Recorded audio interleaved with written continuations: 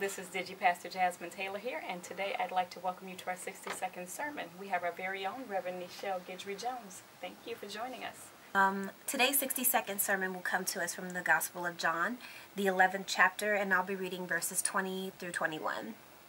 When Martha heard that Jesus was coming, she went out to meet him, but Mary stayed at home. "Lord," Martha said to Jesus, "if you had been here, my brother would not have died." And of course we know that this particular passage comes in the context of Mary and Martha losing their brother Lazarus, him being buried, and Jesus not showing up to the scene when they thought that he should be there. And so we see that in the midst of their grief and in the midst of their bereavement, they're at a loss of words and really shocked and saddened by the absence of their dear friend Jesus at a moment where they really, really needed him. But I like Martha's bravery, and I like her attitude and her courage when she went to Jesus as he was still on his way into the village, and she said, "If you had been here, he wouldn't have died." In other words, she was holding him accountable for his absence. Where were you when you could have been here? And the text lets us know that when we are disappointed, or when we think that God should do something that God just hasn't done, or when we're waiting for something, God can handle it when we ask God some questions. And we may all have that voice in our heads, or that voice in our spirit that says, "Don't ask God any questions."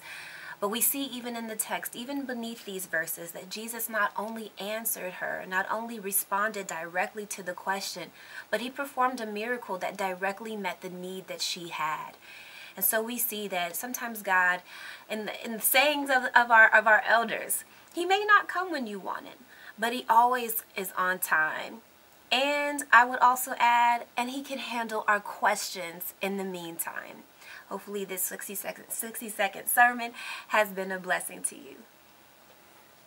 And if you want to hear more on this topic and hear the elongated version of this sermon, I invite you to join me at 7 Songs and Sermons in Honor of the Savior, a Good Friday night service featuring 7 millennial women preaching on gospel texts that feature women.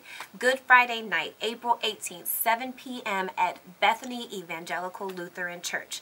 So after you come to hear the bishops here at Trinity, we hope that you will come to hear some young women talk the good news on Good Friday night, 7 p.m. here in Chicago. Thank you. Thank you, Reverend Neichelle, and thank you all for joining us for this edition of our 60-second sermons. Have a great day. Be blessed. Be blessed.